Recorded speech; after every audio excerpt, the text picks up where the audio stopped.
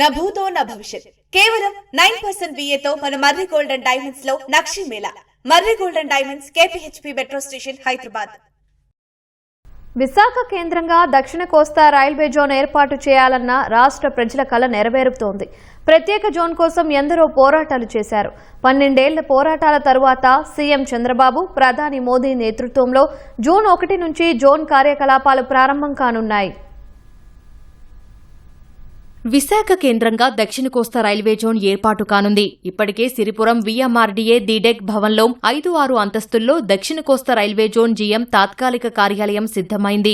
June 1 నుంచి అధికారిక కార్యకలాపాలు మొదలు కానున్నాయి. త్వరలో గెజిట్ కూడా విడుదల చేయనున్నారు. దక్షిణ మధ్య రైల్వే నుంచి తూర్పు కోస్తా రైల్వే నుంచి కొంత భాగాన్ని తీసుకుని 3000 చదరపు కిలోమీటర్ల విస్తీర్ణంలో దక్షిణ కోస్తా రైల్వే జోన్ ఏర్పడుతోంది. ఇప్పటికే రాష్ట్రంలో పలు రైల్వే అభివృద్ధి కార్యక్రమాలపై రైల్వే శాఖ సుదీర్ఘ చర్చ జరిపింది. కొత్త రైళ్లు, కొత్త లైన్లు, ఆరిలోవలో దక్షిణ కోస్తా రైల్వే కార్యాలయం నిర్మాణ అంశాల మీద చర్చించారు. ఆరిలోవలో నిర్మించే రైల్వే జోన్ కార్యాలయం నమూనాలను కూడా సీఎంకు వివరించారు.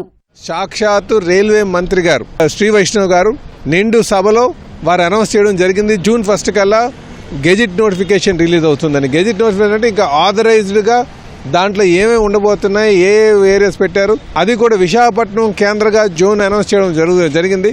ఇది చాలా సంతోషం, శుభ పరిణామం. ఏవేవి ఇంకా ఇందులో ఈ సౌత్ కోస్ట్లో ఉండబోతున్నాయి అని కూడా దాని మీద కూడా చాలా సుదీర్ఘంగా చర్చించడం జరిగిందండి.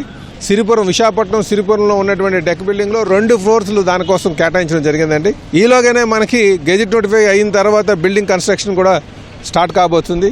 సో అన్ని పనులు కూడా సజావుగా సాగిపోబోతున్నాయి. ఎటువంటి సందేహాలు కూడా ఎవరు పెట్టుకోక్కర్లేదని చెప్పి ఈ సందర్భంగా తెలియజేస్తారు. దక్షిణ కోస్తా రైల్వే జోన్ వల్ల రాష్ట్రంలో రైల్వే అభివృద్ధితో పాటు ఉపాధి అవకాశాలు లభిస్తాయి. మరిన్ని కొత్త రైళ్లు, చాలా స్టేషన్ల ఆధునికీకరణ జరుగుతుంది. ప్రత్యేక రైల్వే జోన్ ఏర్పాటుపై కూటమి నేతలు హర్షం వ్యక్తం చేశారు.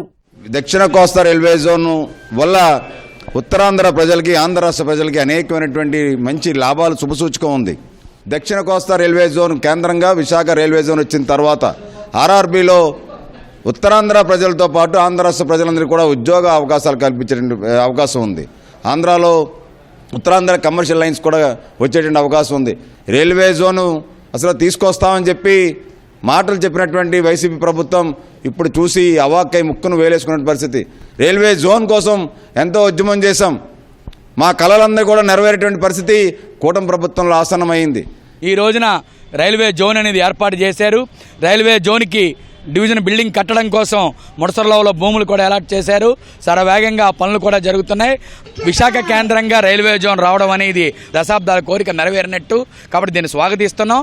ఇదే సందర్భంలో మేము కోరుకుంటున్నది, అడుగుతున్నది ఉత్తరాంధ్ర ప్రజల తరపున విశాఖ కేంద్రంగా రైల్వే జోన్ ఏదైతే ఇచ్చారో దాంతోపాటు దాదాపు 120 సంవత్సరాల చరిత్ర కలిగినటువంటి వాల్తేరు డివిజన్ను మొక్కలు చేయొద్దని చెప్పి మేము కోరుతూ ఉన్నాం.